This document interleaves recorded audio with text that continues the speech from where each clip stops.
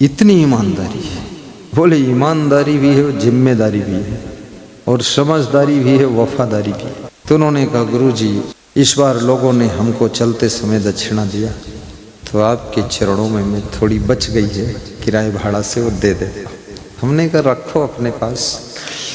बोले ये जीवन ही अब दे दिया हूँ, अब झंझट नहीं पाऊंगा।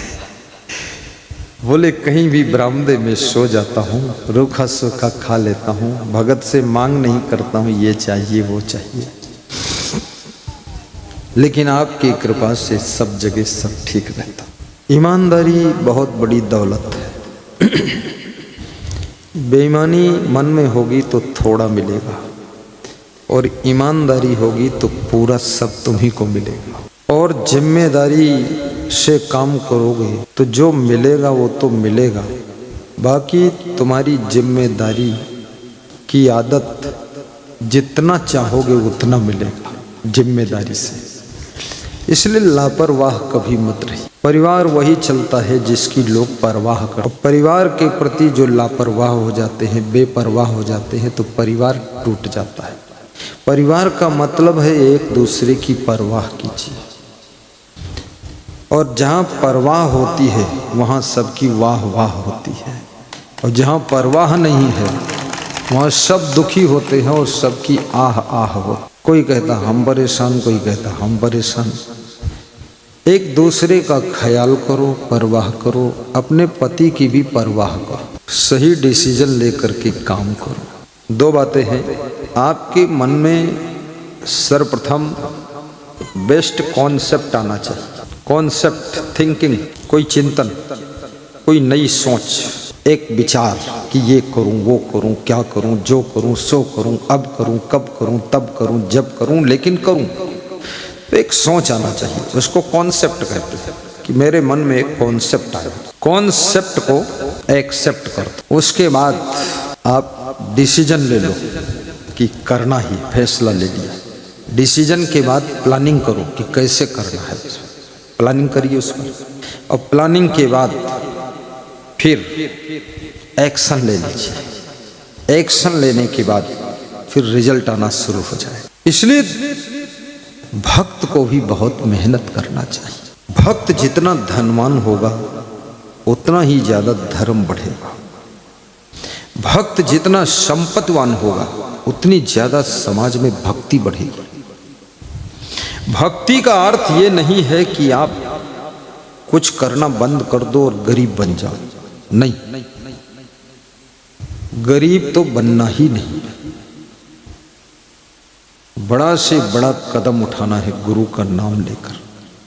मेरे पास में एक भक्त आता है, उसका नाम है सचिन कुमार, हैदरगढ़ बाराबंकी का, उम्र 20-22 साल। उसने कहा मेरे मन में एक विचार है। क्या विचार? नित्यदानी भी है, दान डब्बा भी रखता है। बोले मैं पेट्रोल पंप लगाऊंगा, धन कमाऊंगा, और आपको एक फॉर्च्यूनर दान में दूंगा, और ये पुरानी हो जाएगी, इसको हम प्रसाद में लेंगे और नई देंगे आपको। तो हमने कहा अभी 20 साल के हो, इतनी बड़ी सोच? बोले आपके प्रवचन से बिगड़ा नहीं हूँ, बहुत अच्छा बन गया, और एक दिन आशीर्वाद चरण धूल मस्तक में लगाया हूँ, और नित्य दान भी करता हूँ, और मैं पेट्रोल पंप का मालिक बनने ही वाला हूँ। सब सेटिंग बैठ गई है। अब छोटा सा बच्चा है, उसकी सोच इतनी बड़ी है। अपनी सोच को थोड़ा बड़ी कीजिए। धीरू भाई अंबानी कहते थे कि बड़ा सोचो, अच्छा सोचो, जल्दी सोचो, समय पर सोचो, अन्यथा सोचने में एक अधिकार नहीं है। अगर तुम देर करोगे तो दूसरा कोई सोचकर डिसीजन ले लेगा तो तुम पिछड़ जाओगे। इसलिए जरा समय पर भी सोचो और बड़ा भी सोचो। बड़ा सोचना चाहिए। सोचने में कोई पैसे थोड़े खर्च होते, सोचो तो बड़ा। जब बड़ा तुम सोचोगे ना तो तुम्हारी बुद्धि फिर सोचेगी बड़ा होगा कैसे, तो फिर तुम्हारी बुद्धि ही सोचेगी बड़ा ऐसे होगा, तो ऐसे होगा, तो चालू करो तो बड़ा हो जाएगा। अब जब छोटा ही सोच रहे हो तो बड़ा कैसे होगा? फिर बड़ा सोचो। सोच हमेशा बड़ी रखो। कितने लोगों की सोच केवल बालों तक है, बस खोपड़ी की बाल और दाढ़ी की बाल में ही डिजाइन बनाते रहते, उसी में चीन जर्मन पाकिस्तान का नक्शा काटते रहते, दाढ़ी में डिजाइन बनाते। ऐसे बैधा आदमी पत्नी सोचत है यू खाली दाढ़ी के बारे में सोचे, डिजाइन बनवाई रोज आवत है। ये बाल और गाल और ये डिजाइन ये सब फालतू बकवास है। अरे ये नहीं, आपको सोचना है कुछ जिंदगी में, भौतिक विकास, आध्यात्मिक विकास, भक्ति का विकास।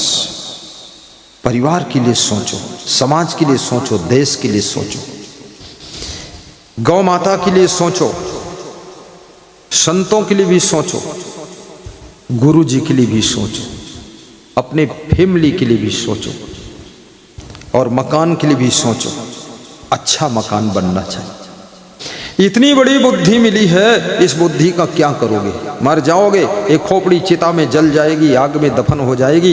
इससे पहले इस खोपड़ी से इतना बड़ा सोच लो, इतना बड़ा कर दो, इस खोपड़ी की बुद्धि का सदुपयोग कर लो, ताकि तुम एक बहुत बड़े आदमी बन सको और सबके बीच में तुम्हारी शोभा रहे। ऐसा बनना चाहिए। बिगुर्चा माने उलझा होना, उलझे रहना, डिस्टर्ब रहना, उथल पुथल रहना, मोर तोर में सब उलझे, ये बिगुर्चा का अर्थ है। बिगुर्चन माने उलझन, बिगुर्चा माने उलझा। ज्यादातर लोग उलझे हैं, सुलझन नहीं है। जो नारी मां नहीं बन पाती है उसका मन दुखी रहता है। और गृहस्थ आश्रम मां और पिता बनने के लिए ही होता है। और यदि आपके पति पत्नी के बीच में कोई पुत्र पुत्री का जन्म नहीं होता है तो आगे आपका वंश भी कैसे चलेगा? आपका उत्तराधिकारी कौन बनेगा? और सृष्टि में फिर नर नारी भविष्य में आएंगे नहीं तो सृष्टि सोनी हो जाएगी। इसलिए निवेदन है कि इतने पुण्य कमाओ कि मां बनने का भी सौभाग्य मिले, पिता बनने का भी सौभाग्य मिले।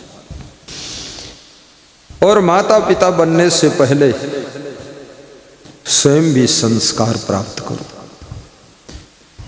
ऐसा नहीं है,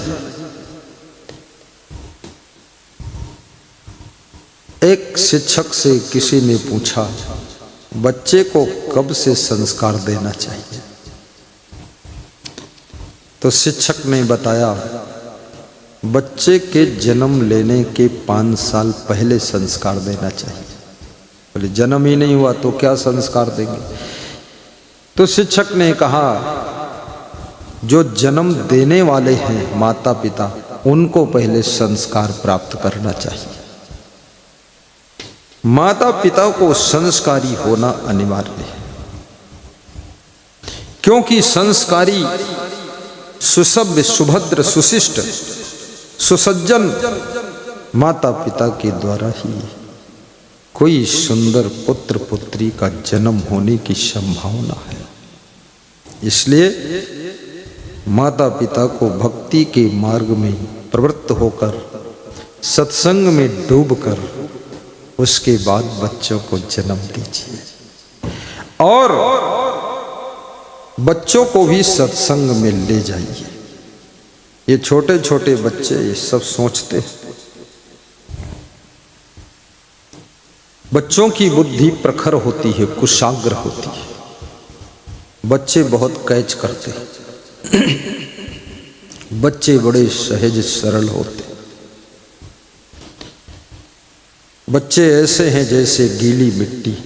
गीली मिट्टी में 10 रुपये का लोहे का सिक्का मारो, अंदर वो प्रवेश कर जाता है। और जवान बूढ़े ऐसे हैं जैसे सूखी मिट्टी, उसमें अगर 10 रुपये का सिक्का मारो तो टकरा कर खनक की आवाज करके कूद कर अलग गिर जाता है। बच्चों में संस्कार जल्दी प्रविष्ट किए जा सकते हैं, बहुत बड़ी बात है। मैं तो निवेदन करूंगा बच्चों को सत्संग मोबाइल में भी सुनाया करो और अपने घर में सुंदर साउंड बॉक्स रखो, उसमें प्रवचन बजाइए, आधा घंटे 1 घंटे परिवार के सहित बैठकर सुनिए। ये संसार की घोड़दौड़ में, अंधी दौड़ में कब तक दौड़ते रहोगे? कुछ समय ऐसा निकालो, प्रेम कर लो राम से। ये भाग दौड़ की जिंदगी, इससे ज्यादा कुछ प्राप्त न कर सकोगे, कुछ भी खास इकट्ठा न कर सकोगे। बहुत आफा काफा लाफा जाफा में फंस करके जिंदगी तहस नहस हो जाएगी, अस्त व्यस्त हो जाएगी, ध्वस्त हो जाएगी और मिलने वाला कुछ नहीं है। आखिरी में तुम ठन ठन गोपाल ही रहो। इसलिए मूल शांति और मूल संस्कार खोने नहीं चाहिए। थोड़ा समय निकालकर सत्संग भी सुनो। आत्म सुधार बहुत बड़ी साधना है, इसको कीजिए। जवानी का जोश और इंद्रियों की उमंग, ये बुढ़ापा के आगमन के बाद सब ठंडी हो जाती है। आंखें ठीक से देखती नहीं हैं, कान ठीक से सुनते नहीं हैं, जीवा ठीक से बोलती नहीं है और ये हाथ ठीक से कर्म नहीं करते हैं, पांव ठीक से चल नहीं पाते हैं, दिमाग ठीक से सोचता नहीं है। सारी इंद्रियां और बुद्धि सब शिथिल हो जाता है। इंद्रियां और बुद्धि शिथिल हो उससे पहले ही आपको अपने जीवन में भक्ति संस्कार प्रदान, अपने लिए दूसरों के लिए भी इकट्ठा करो और ऐसी जिंदगी जियो कि इंद्र भी तुमको देखकर ललचाए कि हम भी इंद्रियों की साधना करते तो कितना अच्छा होता। इंद्रियों की साधना। बूढ़े हो जाओगे, कमजोर हो जाओगे, जर्जर हो जाओगे, आंखों से दिखेगा नहीं, कानों से सुनाई देगा नहीं, हाथ से कुछ कर न सकोगे, पैरों से चल न सकोगे, दिमाग सोच नहीं पाएगा, तो उस समय न भक्ति हो पाएगी, ना तो सत्संग में कुछ समझ सकोगे। किसी गांव में लोग रात में प्रवचन था तो लोग कुछ 2-3 लोग पकड़ के लाए, तो अंधेरा था थोड़ा सा, तो मैंने कहा इस बोरी में क्या लाए? बोले बोरी नहीं है, ये अम्मा है। तो हमने कहा अंधेरे में समझ नहीं पाए, तो हमने कहा इनको क्यों लाए हो? बोले ये चल नहीं पाती। तो क्यों लाए यहाँ? बोले दर्शन कर लें थोड़ा। तो हमने कहा देख पाती? बोले देख ही नहीं पाती। तो हम कहा दर्शन कैसे करेंगे? बोले सुन लेती हैं थोड़ा सा, आप कुछ बोली हो सुन ले हैं, इनके कान शब्द पर जाए, इनका गुरुमंत्र दे दो गुरु जी, क्योंकि अभी ज़्यादा दिन रहने वाली नहीं है, दुनिया से जाने वाली है, मरने से पहले इनके कान में मंत्र दे दीजिए। तो मैंने मंत्र सुना दिया। अब उसको दिखता भी नहीं था, पाँव छूने के लिए हाथ भी नहीं उठते थे। तो उन्होंने कहा गुरु जी आप पैर उठाए के इनके हाथ के पास ले आओ, वही छुआई दे थोड़ा। तो हमने कहा साथ में तुम भी गुरु मंत्र ले लो। बोले हम हूँ जब यह तना हो जीवे तब ले ले। ये हाल है लोग, ये भी जब बिल्कुल बेकार हो जाए, ये कौन भक्ति? भक्ति बचपन से प्रारंभ कीजिए। जवानी को संभालने के लिए ही भक्ति होती है। बुढ़ापे में तो ठंडे वैसे हुई गो, तो अधिक अवगुण तो जवानी में ही आते हैं, इसलिए गुरु जवानी में मिलना चाहिए। जवानी में पैर रखो कि गुरु तुम्हारा हाथ पकड़ ले कि आइए इधर चलिए। इसलिए बहुत लोग बुद्धिमान हैं, वह जवानी में गुरु का हाथ पकड़ लेते हैं कि गुरु सहारा दे दे, थोड़ा संभल के चल जाए। क्योंकि ये संसार में बड़े बड़े पहलवान, बलवान, बुद्धिमान, धनवान सब फिसल जाते हैं। बहुत भटकाव है यहाँ। मोर तोर में सबई बिगुरुचा, जननी गर्भ ओद्र मासूता। मोर तोर में उलझने वाले राग द्वेष मेरा है तेरा है ऐसा मूढ़ जन्म भर करता, एक दिन मिट्टी के नीचे वह पड़ा पड़ा है सड़ता। मेरा तेरा करते करते एक दिन मृत्यु आ जाती है। याद रखना, तुम्हारा ये आत्मा भी तो है, इसके लिए तुमने क्या किया है, इसके लिए कौन कमाई किया है, इस आत्मा के लिए। तुम शरीर नहीं हो, तुम जीव हो, तुम आत्मा हो, तुम चेतना हो। इस जीव के लिए क्या कमाया, क्या किया, क्या साधना किया, कौन सा सत्कर्म किया है जो जीव का कल्याण हो जाए, इसके लिए क्या किया।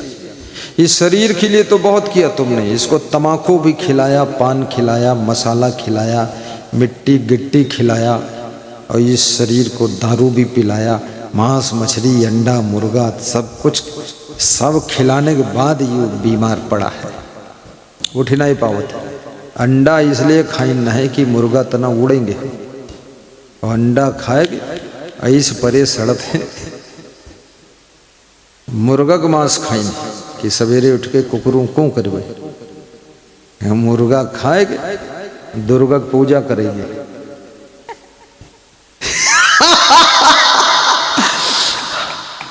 शराब पीन राक्षस बने। इस आत्मा के लिए क्या किया, सत्संग का रस पियो, भक्ति का अमृत पियो, वो आत्मा के काम आएगा। जितना ज्यादा से ज्यादा लोग कर रहे हैं, बना रहे हैं, कुछ भी हो रहा है, बस सब शरीर के लिए, परिवार के लिए, और इसी मोह माया में। कौन है बिरला जो 1 किलो सेव फल लाकर गुरु के लिए देता हो? कौन है जो मंदिर में जाकर 1 दर्जन केला चढ़ाता हो? बहुत कम लोग। ज्यादा लोग ऐसे हैं जो केला वहां चढ़े हों तो लपक के प्रसाद ले लेते, सोचते हैं हिया कोई मिला ही न पाओ, अपन ले लो निकल लो। बड़े चालाक लोग हैं। दिल में भाव होना। जब दूसरों की सेवा के लिए तुम कुछ बुद्धि खर्च करते हो, धन खर्च करते हो, शरीर की शक्ति खर्च करते हो, वाणी खर्च करते हो, और कुछ कर्म खर्च करते हो, वही तुम्हारी आत्मा के लिए धन इकट्ठा होता है, और वही तुम्हारी आत्मा को धन्य बनाता है और कल्याण का। एक महिला बस में खड़ी थी, थोड़ा मोटी थी। अब उसमें उसका क्या कसूर है, ये तो महिमा राम की मोटी भरपूर है। तो बहुत वजन थी, 1.25 कुंटल की, चलती थी तो भूकंप आ जाए। तो एक आदमी अपनी सीट से उठा और खड़ा हो गया और बोला, देवी जी आप विराजिए। बुजुर्ग आदमी था। उस महिला ने कहा, इतने जवान लोग बैठे हैं, कोई नहीं उठ सका। इस बुजुर्ग के मन में कितना प्रेम है, यही तो पुण्य है, यही तो आत्मा का धन कमाना। इसको कमाइए, जगह जगह जहां भी जाइए वहां देखिए हम दूसरों की सेवा क्या कर सकते हैं। अपने स्वार्थ के लिए तो पशु पक्षी कीड़े मकोड़े भी जी लेते, लेकिन परमार्थ के लिए, धर्मार्थ के लिए, सेवार्थ के लिए, दूसरों के लिए हम क्या मदद कर सकते हैं। मदद करना भी धर्म है।